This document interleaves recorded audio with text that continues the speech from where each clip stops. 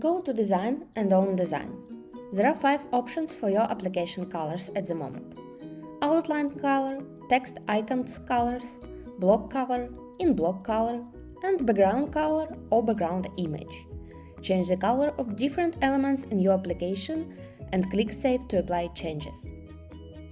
You can change the color just by dragging on this switch and selecting your preferred color, and then click Save. If you like one specific color, you can see the hexadecimal code right here underneath. Also, you can click this item to copy and use it in another block like this.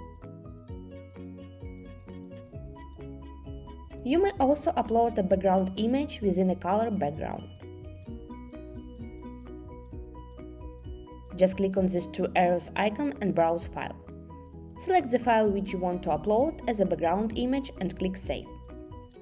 If you want to remove the background image, click on the trash bin button and on the arrows icon again. Select a preferred background color. Click Save button to save changes. Module